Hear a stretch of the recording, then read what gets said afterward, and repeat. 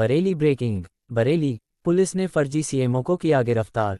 फर्जी सीएमओ ने नोएडा के सॉफ्टवेयर इंजीनियर से की थी ठगी। सॉफ्टवेयर इंजीनियर को पुलिस के नाम पर डरा धमकाकर 2,20,000 वसूले। सीओ सिटी ऑफिस के स्टाफ के नाम पर की ठगी। पुलिस ने इस मामले में फर्जी सीएमओ और उसके एक साथी को किया गिरफ्तार। ठगी मामले में फर्जी सीएमओ की पत्नी और डॉक्टर सोमपाल नाम का शख्स भी शामिल। पुलिस दोनों की कर रही है तलाश। इज्जतनगर थाना क्षेत्र से हुई दोनों की गिरफ्तारी। एसपी सिटी राहुल भाटी ने प्रेस कॉन्फ्रेंस कर दी जानकारी। एक मिनट सर, एक फर्जी सीएमओ गिरफ्तार हुए हैं, क्या मामला है, किस तरह से ये पूरा ठगी का रैकेट चलाते थे? देखिए, इस पूरी ठगी की घटना में तब स्पष्ट हुआ जब दिनांक 23 अगस्त 2024 को एक व्यक्ति के द्वारा, जो कि अपने आप को सीओ ऑफिस से होना बता रहा था, उसके द्वारा एक राजेंद्र सक्सेना राजेंद्र सक्सेना नाम के व्यक्ति के पास कॉल आया। तो जब उनको शक हुआ कि ये शायद सीओ ऑफिस से फोन नहीं है, तो उन्होंने पुलिस को संपर्क में किया। और जब पुलिस के द्वारा पूरी घटनाक्रम की जांच की गई तो उससे स्पष्ट हुआ कि इनके साथ कोई ठगी हुई। पुलिस द्वारा जांच में पाया गया कि पिछले वर्ष 20 नवंबर 2023 को जो कि वादी हैं, उनके पुत्र का किसी बीमारी से देहांत हो गया था।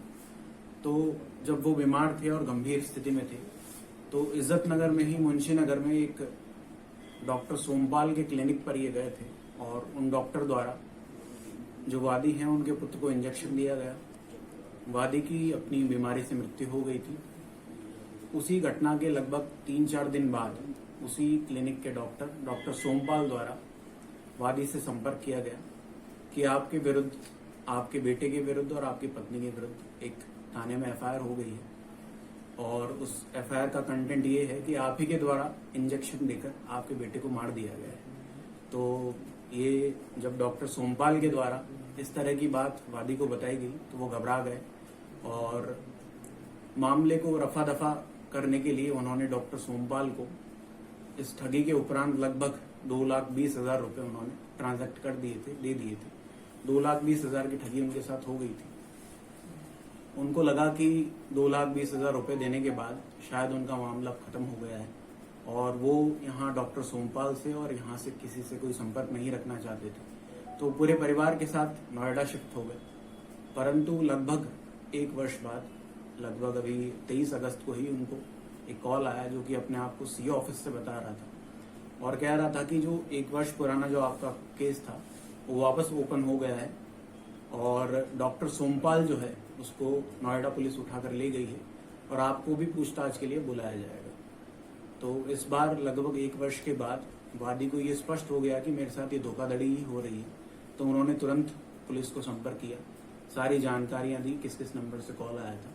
इसमें क्षेत्राधिकारी प्रथम द्वारा अपने नेतृत्व में एसओजी की टीम बनाकर जांच पड़ताल की गई, जिसमें पाया गया कि इसमें फर्जी सिम से और फर्जी आइडेंटिटी से एक नंबर प्राप्त करके उसके द्वारा कॉल किया गया था, जिसमें ट्रू कॉलर में अपना नाम सीओ ऑफिस इस प्रकार से बताकर कॉल किया गया था। इसमें अभी लगभग 2 अभियुक्तों की अभी गिरफ्तारी हुई है। जो वादी द्वारा एफआईआर दी गई उसमें टोटल 4 नामजद हैं। एक डॉक्टर सोमपाल है, एक व्यक्ति जिसकी गिरफ्तारी हुई वो अपने आप को सीएमओ बताता था, फर्जी सीएमओ जो निकला है, और एक व्यक्ति, एक महिला जो अपने आप को सीएमओ की वाइफ बताती थी, उसकी तलाश जारी है, उसकी भी गिरफ्तारी कर ली जाएगी। और जिन व्यक्तियों ने इन्होंने जिन व्यक्तियों से अपनी फर्जी सिम बनवाई है वो भी हमारा वांछित चल रहा है, उसकी भी जल्द गिरफ्तारी की जाएगी। और भी जो इसमें फर्जी सिम देने वाले और जिसके नाम पर ये फर्जी सिम ली गई है उनके विरुद्ध भी कानूनन कार्रवाई की जाएगी। सर, क्या लगता है ये फर्जी जो कॉल करते हैं या जो लोग धंधा बना रखा है, ये लोग बोले वाले को फंसाते हैं या कोई नेटवर्क इनका या कोई गैंग है? देखिए, अभी तक इस प्रकार का ये एक मामला सामने आया था। इसमें 2 अभियुक्त गिरफ्तार हुए हैं और जो मुख्य अभियुक्त है उसकी भी गिरफ्तारी कर ली जाएगी। और जो डॉक्टर सोमपाल है उसकी गिरफ्तारी के पश्चात ये स्पष्ट होगा कि उनके द्वारा किस प्रकार के और भी फ्रॉड किए गए हैं। और मेरा भी आप लोगों के माध्यम से सभी को आग्रह है कि आप अपने माध्यम से लोगों को ये जागरूक करें कि इस तरह का फ्रॉड आता है तो फ्रॉड में ना फंसें, तुरंत पुलिस को सूचित करें ताकि पुलिस आपकी मदद कर सके। जो फर्जी सीएमओ है सर, ये एनजीओ भी चलाता है, तो क्या लगा है कि फर्जी सीएमओ बन के इस टाइप से पूरा रैकेट चलाता है, इसमें और भी लोग हैं? देखिए, इनके जो फ्रॉड करने के अलावा जो भी इनका दिनचर्या है, इनके द्वारा जो कार्य किए गए हैं, इनका जो बैंक ट्रांजैक्शन है, इनकी जो सीडीआर है, उस पर पुलिस लगातार काम कर रही है। और भी जो लीड्स मिलेगी और भी इनके द्वारा जो फ्रॉड किए गए हैं उनको भी वर्कआउट किया जाएगा। ठीक है, थैंक यू।